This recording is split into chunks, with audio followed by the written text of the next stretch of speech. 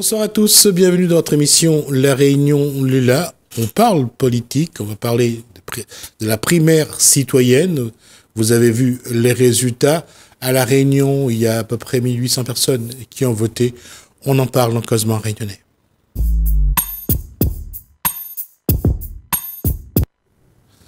Bonsoir Yves Duchman. Bonsoir, merci. La question c'est, une primaire citoyenne, est-ce que ça a apporté quelque chose ou pas? Disons que ça a fait émerger une nouvelle candidature. Bon, Madame Taubira est une personne vraiment de très haute qualité.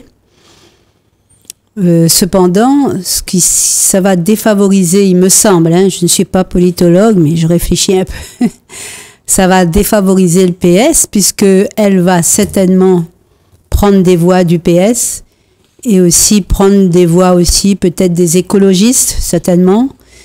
Et donc, est-ce que ça va pas contribuer, puisqu'il y a une candidature en plus, à diviser la gauche et à la faire perdre? On verra ce résultat en mars. Alors, la question, ça sera plutôt en avril. Excusez-moi, en avril. La question est à gauche actuellement, quand on regarde, si on prend dans l'ordre d'arrivée dans les sondages, Jean-Luc Mélenchon, Yannick Jadot, la dame de la maire de Paris, Hidalgo, Hidalgo, et aujourd'hui Taubira. Ça fait quand même 4 personnes aujourd'hui sur ce terrain à gauche. La question est, quel est d'abord l'électorat? Qu'est-ce qui reste de l'électorat de gauche? Effectivement. Beaucoup sont partis. Il y a le centre-gauche, on dit aujourd'hui, avec M. Macron. Et pourtant, ces candidats, me semble-t-il, partagent les mêmes idées et ont souvent les mêmes projets.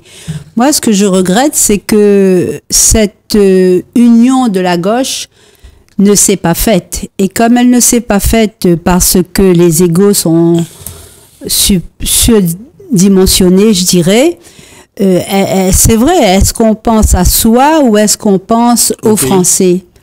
Et donc, cette union ne s'est pas faite et c'est là le grand malheur de la gauche. Et certains se sont prononcés déjà il y a à peu près 1 an, 2 ans, et c'est très bien parce que ils ont eu le temps de préparer le terrain, ils ont eu le temps aussi les électrices et les électeurs ont eu le temps de faire connaissance avec eux et c'est très bien. Mais ce qui est, encore une fois, est vraiment très déplorable, surtout pour des candidats qui prônent l'humanisme, d'être progressiste, qui n'arrivent pas à s'entendre et à mettre un en tête de liste, et pourquoi pas, les autres ne seront pas des godillots. On a parlé aussi de, d'une collégialité de gouvernement. Et c'est ce qui devrait se passer.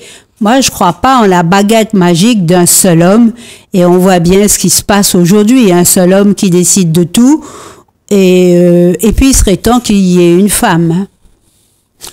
C'est vrai que dans l'histoire de France et l'histoire de la première à la 5e République, aucune femme n'a été à la présidence de la République.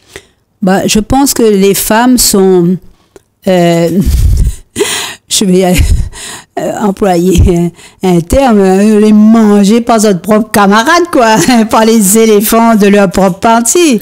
Alors, dans ce cas-là, on va, sur ce que vient de dire Yvette Duchman, on va revenir à 2007, quand Ségolène Royal a atteint le second tour face à Nicolas Sarkozy. Je crois que c'est le seul moment dans la 5e République où une femme accède au second tour. Effectivement. Et ça, on parle de parité. D'ailleurs, c'est un peu faux, la parité, parce que excusez-moi de vous le dire, j'ai été dans le milieu politique et les hommes font tout pour garder les clés. Hein. Et moi, je leur ai dit, franchement, hein, vous êtes de gros menteurs. Il y a des commissions où nous n'apparaissons pas parce que c'est vous qui décidez et je vous laisse deviner quelles sont ces commissions. On est là... Fort heureusement, il y a eu cette loi, fort heureusement.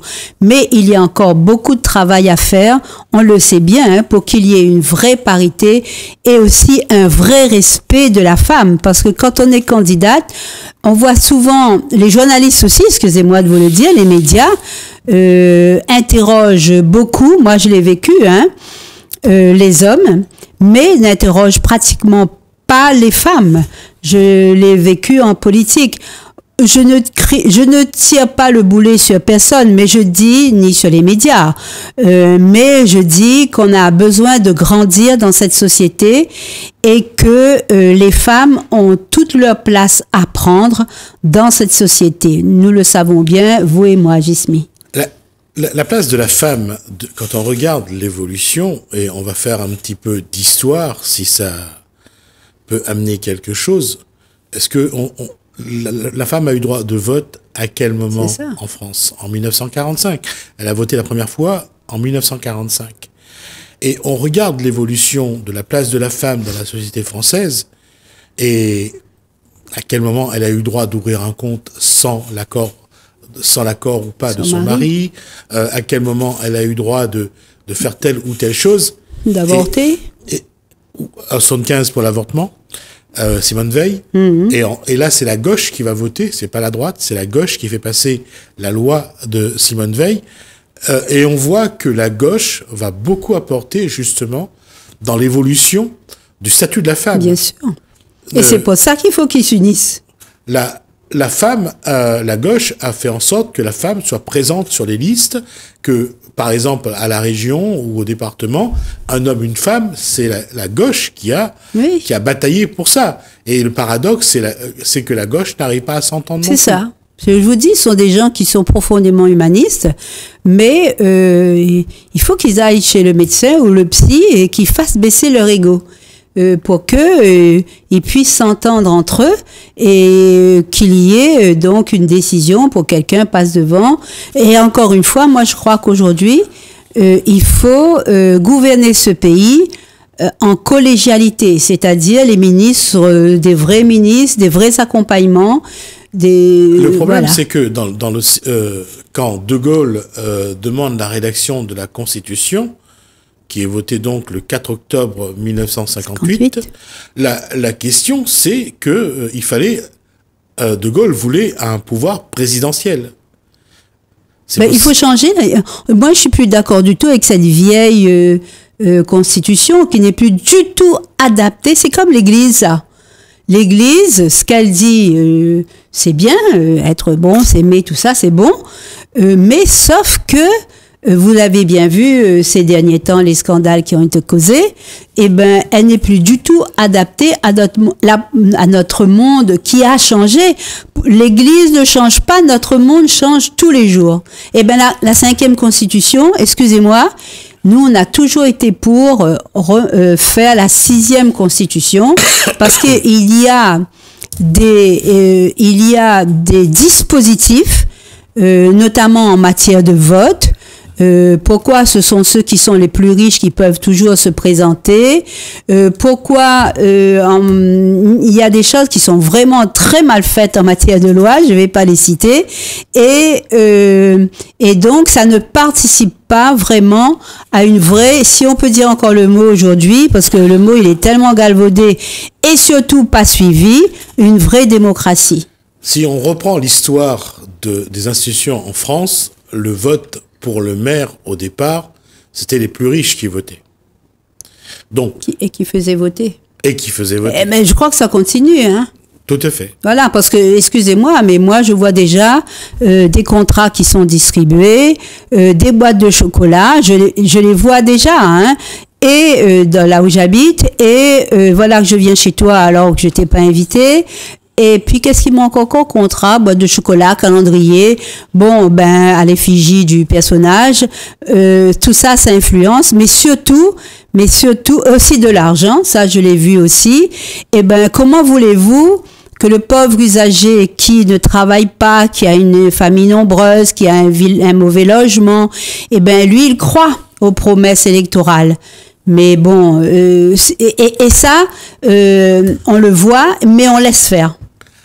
Comment se fait-il justement que la population, au bout de tant d'années, 50 ans, de promesses non tenues, de tout ce qu'on leur a dit, de tout ce qu'on allait faire pour eux, il y en a qui sont toujours dans la même situation. Et lorsqu'on vient de nouveau leur faire des promesses, ils y croient toujours. Parce que ce sont des nouvelles promesses. Je vous le dis parce que je l'ai vécu. Par exemple, on leur fait même peur en leur disant « Attention, je t'ai donné 20 €. » Bon, je nomme personne, hein. J'ai vu, quoi. Je peux pas lutter contre ça. Moi, j'ai dit zéro clientélisme, zéro populisme, parce que notre peuple a connu l'esclavage. Il est hors de question pour moi de perpétuer l'esclavage chez nos frères et sœurs réunionnais. Donc, ce que nous leur proposons, c'est le travail, le développement endogène de notre pays, l'emploi local pour tous ceux qui habitent ici, mais certainement pas les rabaisser pour un billet ou pour un contrat. Mais on y croit toujours parce que les politiciens, attention, certains sont, bien organisés et bien argentés aussi, et savent s'y faire, bien rodés, je dirais, dans le mensonge. Mais la question reste quand même sur un élément, c'est que on le voit depuis de longues années, l'électeur modeste, il est toujours à la merci, oui, toujours, du politique, oui, qui a les moyens. Oui, bien sûr. Les politiciens se sont organisés en réseau, ce qui veut dire que ils savent comment faire, ils savent qui sont les familles et ils savent les besoins des familles. Et puis, ils maîtrisent aussi les dossiers des familles, hein, qui sont entre les mains de nos institutions. Et donc, quand on frappe à la porte, on sait souvent, pour les politiciens qui sont déjà dans les rouages, quels sont les besoins des familles. Et on va droit au but. Et je le dis parce que je l'ai vécu à cette dernière campagne. Et après, je sais pas je suis pas allée demander, particulièrement à une famille, qu'est-ce qui s'est passé, mais je vais finir par lui demander. Donc, on voit bien que le système électoral, la démocratie est une chose, le système électoral est une chose. Oui. Mais le comportement humain, j'allais dire, pervertit tout ça. Oui, il faudrait que l'usager puisse soit dire non, je suis digne, je vais essayer de trouver quelque chose, ou soit quand certains lui ont dit que attention, si tu mets pas le bon bulletin de vote, il y a des caméras et il y a des gens qui croient, hein, dans les bureaux de vote. Donc attention à toi, on saura. Vous voyez à quel point on est, et ça se passe en 2021. C'est grave quand même, hein. Donc je pense que l'espoir, c'est l'éducation, comme d'habitude. Il faut absolument que tout ceci soit expliqué aux élèves, aux enfants. Moi, je l'ai fait, hein. Les enseignants avaient peur. Je l'ai fait en toute transparence, hein. Voilà, les élections, il y a tel parti. Qu'est-ce que tu penses de cette idée? Les faire parler sur les élections. Qu'est-ce que vous avez besoin de votre quartier? Dans votre quartier, et d'ailleurs, les conseils d'enfants sont, je trouve, très intéressants en mairie, au département. Je sais pas si à la région, mais très intéressants. Et donc, l'éducation et aussi, vous, médias, vous avez un rôle à jouer, c'est-à-dire aussi d'expliquer aux gens, peut-être pas seulement par les réseaux sociaux, le numérique, parce que les gens d'un certain âge ne les fréquentent pas, mais la télévision a un grand rôle à jouer. Mais malheureusement, les télés, parfois, ne passent que des candidats qui ont pignon sur rue et oublient les autres. Et heureusement qu'il y a les élections pour que tous les candidats, de quel que soit leur bord, puissent être visibles. Sinon, quand on fait parler les gens, s'il y a un drame, vous voyez, c'est toujours les mêmes qui parlent. Or, on a beaucoup de choses aussi à dire. Donc, moi, heureusement aussi, je ne critique pas les médias encore une fois, mais je dis qu'il faut plus d'ouverture. Heureusement qu'il y a la presse écrite. Et donc, ce qui se passe, c'est que nous pouvons écrire aussi dans la presse écrite. Donc, je dirais, il y a l'éducation et puis il y a aussi un grand espoir et c'est les jeunes. Ce sont les jeunes. Il faut que les jeunes aillent voter. Il faut et là aussi, le collège et le lycée ont un rôle à jouer et ils ne le font pas. Par exemple, et ils ne le font pas, ça c'est certain. La plupart ne le font pas. J'ai visité beaucoup de collèges et c'est vrai qu'il y a des collèges qui sont vraiment ouverts et passionnants. Il y a un fort contact avec les élèves. Bon, il y a des explications. Mais par exemple, si vous demandez à la plupart des collégiens quel est le budget de leur collège, qu'est-ce qui va se passer dans le collège? Quelles sont les réparations? Quels sont les profs? C'est quoi le boulot? C'est quoi le rôle d'un principal? Mais ils savent pas vous dire. Parce qu'ils rentrent là, ils sont comme des petits cobayes. On apprend aux enfants à être des cobayes, mais on n'apprend pas le sens critique et à comprendre où ils sont. Les enfants ne savent pas. Et l'école, ça devrait être pareil. Et partout où il y a de l'éducation, ça devrait être pareil. Donc, le grand espoir, c'est quand même les jeunes de la Réunion. Et là, j'ai vu qu'il y a des jeunes au lycée Plateau-Caillou, je crois, hôtelier, qui ont manifesté contre le pass vaccinal. Ben, je les félicite. Au moins, ils disent ce qu'ils ont à dire, qu'on soit pour ou qu'on soit contre, hein. Mais au moins, ils s'expriment et on peut entendre leurs revendications. Ça, c'est bien. Mais j'allais dire, ce qu'on avait avant à l'école primaire, ce quart d'heure qu'on réservait à l'instruction civique, ça ne se fait plus non plus de toute façon. Les parents ne parlent plus à leurs enfants, les professeurs n'ont plus le temps d'avoir une vraie relation avec les élèves parce qu'aujourd'hui, le contexte a beaucoup évolué. C'est le programme et d'arriver à la fin du programme, à la fin de l'année, c'est la seule chose, que les notes soient bien mises, que les moyennes soient faites, que voilà. Que le rectorat soit content parce qu'il y a un pourcentage de bacheliers alors qu'ils ne maîtrisent pas les règles d'orthographe. Donc, je dis pas que encore une fois, je ne dis pas que tous les bacheliers sont des cancres ou que tout le monde fait des fautes, hein, mais ce sont les chiffres qui intéressent nos institutions parce que comme ça, chacun a son bon petit pressbook, il a bien travaillé à la Réunion, il a fait son bon petit travail, mais ce sens critique n'existe pas et surtout les résultats. Bon, surtout en ce moment avec cette pandémie, les résultats, on peut s'interroger dessus. Quelles sont les consignes qui sont passées aux enseignants aussi? Attention, il y a des consignes qui sont passées aux enseignants pour qu'il y ait un taux de réussite. Ici ou ailleurs, c'est grave. Et puis comme les programmes sont mal faits, ce sont des gens qui sont en haut de l'estrade, qui n'ont peut-être jamais mis les pieds dans une école. Certes, ils ont fait les grandes écoles, hein. Au niveau intelligence, ils sont bien plus intelligents que moi. Ils connaissent tout, mais en même temps, ils connaissent rien. Moi, je vois les élèves et je vois ce qui leur manque. Et il faut avoir aussi, non seulement une façon, il faut avoir de la pédagogie, mais il faut avoir aussi du bon sens dans l'école. Et ça, on ne l'enseigne pas ni aux enfants, ni aux enseignants. On en revient à ce quart d'heure d'échange entre élèves et profs en primaire qui a été supprimé. Savoir s'exprimer, savoir dire ce qu'on a à dire, ça s'apprend aussi à l'école. Bien sûr. Ça s'apprend à la maison. Depuis la maternelle. Voilà, ça s'apprend à la maison, mais ça s'apprend aussi à l'école. Mais là, non plus, on ne le fait plus. La France, qui a été une des meilleures en matière d'éducation, aujourd'hui, elle est à la traîne. Au bas de l'échelle. Ouais. Elle est au bas de l'échelle. Et surtout, si tu reviens sur le domaine de l'éducation, la France, qui est très jacobine, qui n'exécute pas du tout ce que l'Europe préconise en matière d'éducation. Et là, l'Europe a raison. Hein. J'ai lu en long, en large ce que préconise l'Europe.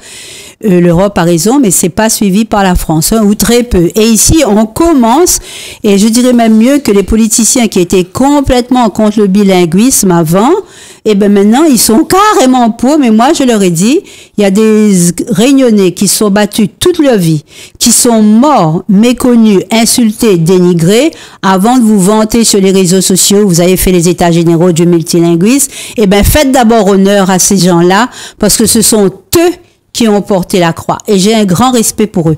Et aujourd'hui, certains sont encore vivants. Eh ben, c'est eux qu'il faut mettre à l'honneur sur l'estrade et les écouter et appliquer ce qu'ils disent. Il y a une chose qui est vraie aussi, c'est que nous savons, avant, l'école était une échelle sociale. Ça permettait d'avoir un travail. Aujourd'hui, l'école n'a même plus cette... Sa fonction d'ascenseur. D'ascenseur. De Bourdieu, bien ouais. Sûr. Elle n'a plus. C'est-à-dire, on fait en masse, et on en revient au développement économique, qui, lui, stagne parce que il y a la loi des lobbies aussi. Il y a la loi des lobbies. Il y a la loi des politiciens. Donc, tout ceci mélangé, que peuvent faire les syndicats contre cela? Nous avons bien vu que ce grand groupe qui est venu s'installer à La Réunion, les politiciens n'ont rien pu faire. Peut-être qu'ils n'ont rien voulu faire non plus. Le rôle de politique est difficile, hein, ça c'est très difficile.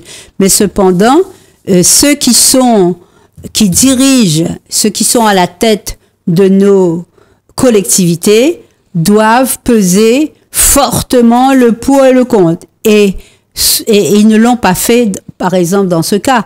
Donc, pour qu'il y ait... Et puis, il y a aussi, c'est vrai qu'il faut qu'il y ait de la mobilité pour ceux qui veulent. Mais la mobilité commence aussi à La Réunion.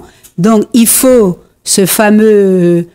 ces bus, ces transports, cette nouvelle route, tout ceci doit être du littoral, tout ça doit être opérationnel, parce qu'aujourd'hui, ce qui empêche un jeune aussi de travailler à La Réunion même, c'est que quand il quitte Saint-Denis pour aller Saint-Pierre, il n'est pas sûr d'arriver à l'heure au travail et l'employeur ne supporte pas ça, il a tout à fait raison. Et quand il habite ici, il a une maison ici, bon, je comprends aussi qu'il y a des difficultés pour habiter à Saint-Pierre, mais malheureusement, bon, il faudra prendre un petit studio, un truc comme ça, mais où les gosses, la femme, veut dire la famille, si on a des parents qui sont malades. Donc, c'est ici qu'il faut créer. Et on a perdu énormément de temps. On a, oui. Le temps, c'est ce qui va nous manquer, justement. Oui. Merci, Yvette Duchemin, en tout cas pour cet échange.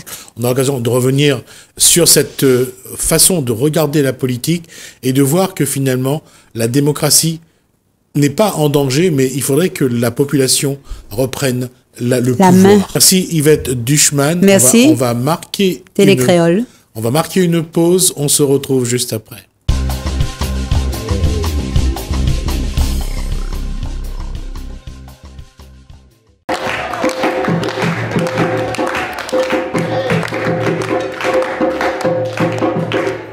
Aujourd'hui, c'est la journée internationale des personnes porteuses de handicap. Donc, nous avons mis en place une journée handi-fête au Parc du Colosse.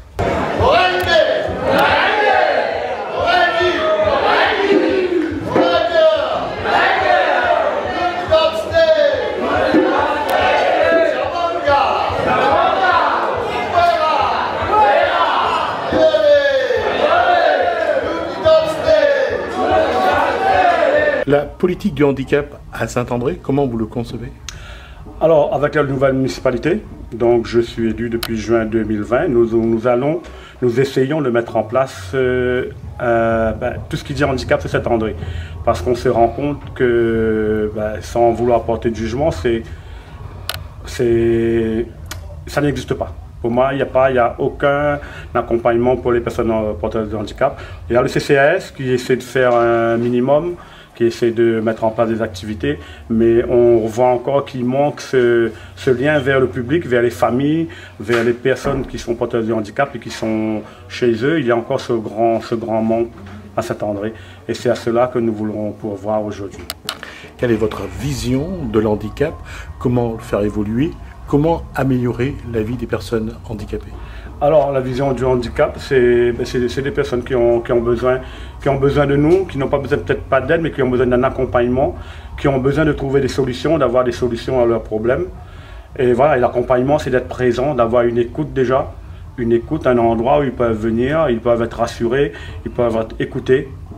Quel est votre premier projet que vous allez proposer sur le territoire de Saint-André?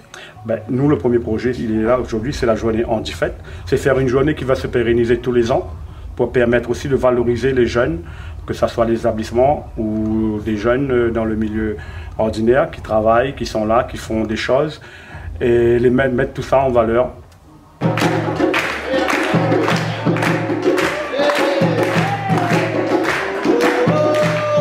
D'abord, le travail à destination du public porteur de handicap, c'est quelque chose qui est, je pense, au quotidien. C'est justement un travail qui doit se faire au quotidien. Avec les services du CCAS, ça passe notamment par le service aide légale sur l'accompagnement des personnes en situation de handicap, plus les familles, sur le montage des dossiers MDPH et autres, et autrement également avec les centres sociaux sur l'inclusion.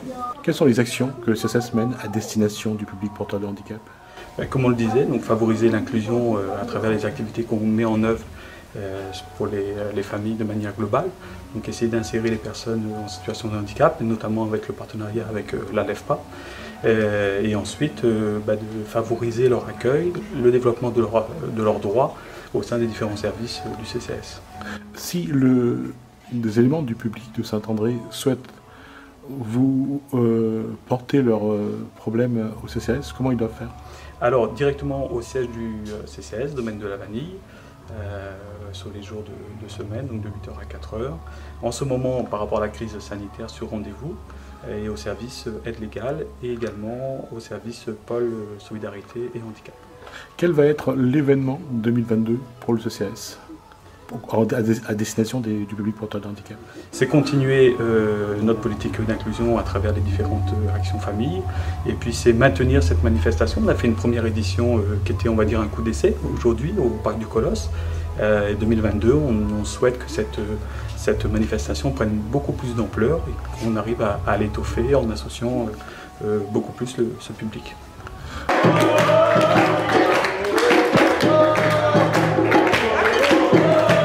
Alors ce projet de la LEFPA, c'est quoi? Alors ça a été déjà de mettre en place des journées sur le handicap parce qu'il n'existait pas sur la ville de Saint-André. C'était aussi de valoriser ce qui est mis en place sur la LEFPA. Donc on a travaillé pendant des mois auprès de la mairie, du CCAS pour mettre en place cette journée Handifête. Quel sera le principal projet pour 2022? Ou alors, quelle sera la ligne de conduite pour 2022? Alors, on espère que les Handifêtes sera reconduit l'année prochaine et qu'on pourra à nouveau être partenaire de cet événement. Et puis, sera de mettre en place aussi l'inclusion au maximum des personnes en situation de handicap qu'on accueille sur l'établissement. Pour ceux qui souhaitent découvrir ou connaître un petit peu les compétences de la LEFPA, qu'est-ce qu'ils doivent faire? Alors il y a des numéros qui sont disponibles. Il y a, par exemple, si l'année prochaine le projet est reconduit, il y a des stands informatifs où on est représenté. Donc il y a pas mal de choses qui sont mises en place pour informer sur les dispositifs. Juste pour ceux qui ne connaissent pas, c'est quoi la LEFPA? Alors la LEFPA, c'est une association qui accueille des enfants et des adolescents en situation de handicap, donc diagnostiqués déficience intellectuelle avec ou sans troubles associés. Déficience intellectuelle, donc c'est diagnostiqué par la MDPH et donc ils nous sont orientés. Moi par exemple je travaille sur l'IM Raymond là où on accueille des enfants et des adolescents. Il y a aussi le pôle adulte qui accueille des adultes sur des champs un peu plus professionnels. Nous on est là pour développer ou maintenir de l'autonomie dans les actes de la vie quotidienne.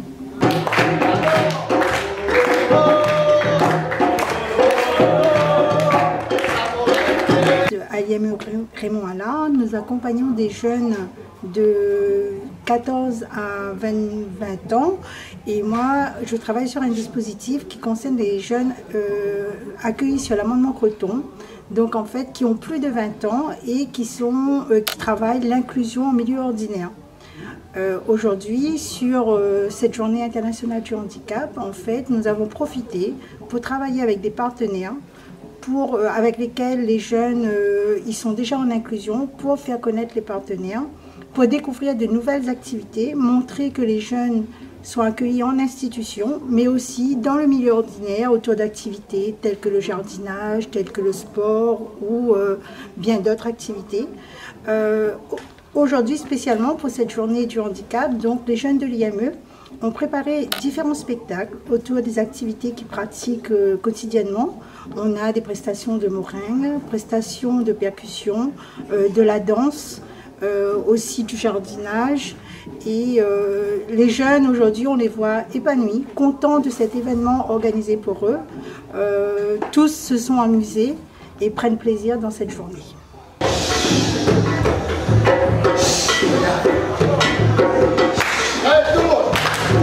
En matière de public porteur de handicap, quels sont les dispositifs mis en place par Corbeil d'Or? Alors, donc, on est un service d'aide à domicile, d'accompagnement à domicile. On intervient auprès d'un public fragile et d'un public en situation de handicap. Donc, on fait de l'accompagnement. On est, on va dire, pour 2022, on est la seule structure depuis 5 ans, structure certifiée Capandéo. Dire que ce label permet de travailler avec les structures, donc on a des exigences d'un cahier des charges qu'on a mis dans la structure pour avoir cette certification-là. Et donc, pour 2022, de travailler plus sur le handicap avec la MDPH, avec les personnes du conseil départemental, parce que c'est complètement notre principal donneur d'ordre. Donc, pour 2022, axé sur tout ce qui dit le handicap. Aujourd'hui, comment ça se passe à vos auxiliaires de vie, vos aides à domicile? Comment ils travaillent justement avec ce public porteur de handicap? Alors, depuis 2012, nous, on a privilégié la formation de nos intervenants à domicile. Donc, depuis 2012, on va dire tous nos salariés sont formés, accompagnement pour la conduite des véhicules à mobilité réduite, pour l'accompagnement des personnes en situation de handicap. Donc, on approuve notre cahier des charges au niveau du secteur de service à la personne, nous impose aussi la formation de tout notre personnel. Donc, ça veut dire que depuis 2012, on a fait un grand programme de formation. Donc, tous nos aides à domicile sont soit diplômantes, soit certifiantes par un organisme de formation agréé. Aujourd'hui, selon le cahier des charges national ou le cahier des charges départemental, quelles sont aujourd'hui les exigences sur lesquelles vous ne pouvez pas, tergiverser? Il n'y a pas de cahier des charges et aujourd'hui, on rentre plus dans tout ce qui dit la professionnalisation, toutes les exigences, c'est-à-dire que pour l'accompagnement de nos personnes en situation de handicap ou personnes âgées, et donc de là, le cahier des charges nous donne des exigences à être aux normes et aussi être vigilant, puisque on va dire qu'il y a de l'abus de faiblesse, l'isolement, donc sortir de ces personnes-là de l'isolement et de l'accompagner au jour le jour, de chaque jour, chaque jour que Dieu fait. Qu'est-ce que cela exige? On a parlé de la formation, des aides à domicile. Les personnes porteuses de handicap, généralement, qu'est-ce qu'ils attendent de vous? Ils attendent, on va dire, de sortir de l'isolement, puisqu'on va dire, moi-même, mes parents, j'ai mon frère qui est handicapé, qui est tétraplégique. Donc de là, je vois que, c'est-à-dire qu'ils sont isolés. Heureusement, on va dire qu'on a nos parents, on a nos frères et sœurs qui viennent tous les week-ends, on va dire, autour d'une table, discuter. C'est la présence humaine pour pouvoir sortir de leur quotidien qui sont isolés chez eux.